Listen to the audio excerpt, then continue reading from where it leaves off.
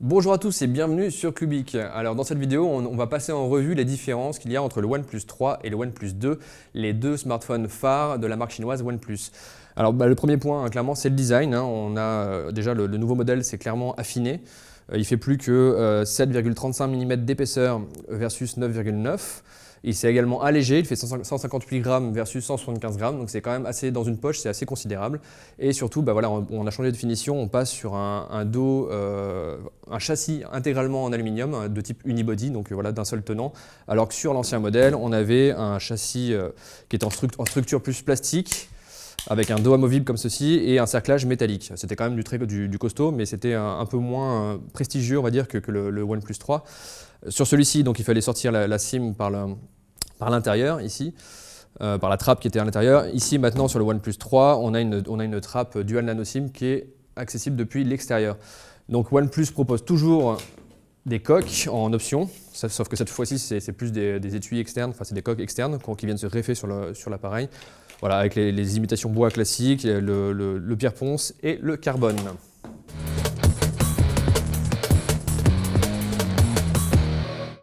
Qui dit appareil plus récent dit également fiche technique actualisée, donc le OnePlus 3 prend clairement l'ascendant sur le OnePlus 2, notamment avec un stock Snapdragon 820, un quadruple cœur qui est cadencé jusqu'à 2,2 GHz, mais également 6 Go de RAM, ça c'est assez peu commun pour l'instant, et un stockage 64 Go interne, non extensible certes, mais par contre en UFS 2.0, donc un stockage rapide.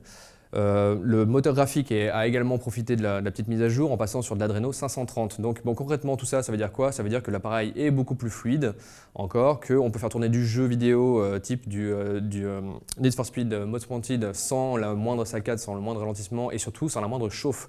Ça c'est le point important, c'est qu'à la limite, au niveau performance, on n'avait pas trop à se plaindre du OnePlus 2. Le problème, c'est que le OnePlus 2, avec son SoC Snapdragon 810, chauffait énormément.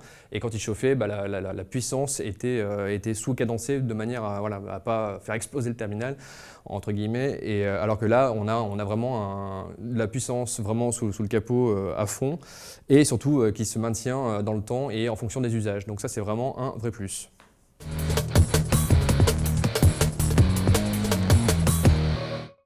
Sur la partie photo maintenant, OnePlus a abandonné le capteur Omnivision du OnePlus 2 pour du tout Sony ici sur le OnePlus 3.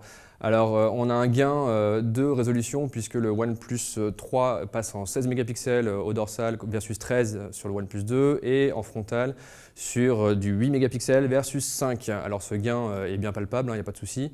On a également un capteur plus rapide qui dispose d'un autofocus à détection de phase versus l'autofocus à détection laser ici, comme on peut le voir, on voyait la petite cellule laser en dessous sur le OnePlus 2.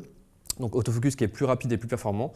Néanmoins, l'avantage du OnePlus 3, c'est qu'il délivre des images grosso modo de bonne qualité en plein jour. Il est plus rapide, donc il filme en 4K. Il propose un mode HDR de bonne qualité et automatique.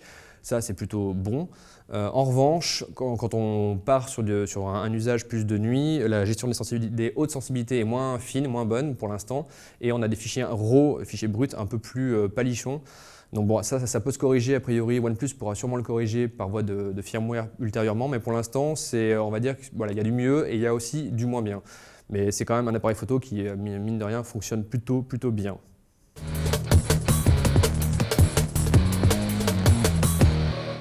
Autre différence notable entre les deux téléphones, c'est l'écran.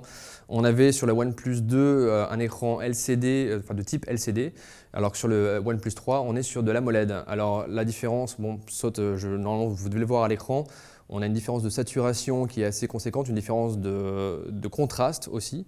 Voilà, on a deux écrans, les deux écrans sont très lumineux, mais voilà, il y en a celui du OnePlus 3 ici est beaucoup plus contrasté, beaucoup plus saturé. Alors le côté trop saturé, c'est pas forcément un avantage parce qu'en matière de réalisme, on n'y est pas vraiment. Mais par contre, voilà, on a un bon contraste, on a surtout de bons angles de vision. Alors si je rallume les deux écrans, et on va voir si, je ne sais pas si de côté vous les verrez, mais voilà, si je les mets de côté, normalement il y en a un qu'on voit quand même nettement mieux, celui-ci, on le voit quand même nettement mieux que l'autre. Voilà, parce que les angles de vision de l'AMOLED sont meilleurs. Et il y a également un autre facteur qui joue aussi, c'est le côté autonomie de consommation. L'écran AMOLED consomme moins que l'écran LCD. Donc ça, voilà, ça se ressent après sur l'autonomie au global. Sachant que ces deux écrans-là sont tous les deux des 5 pouces 5 en Full HD.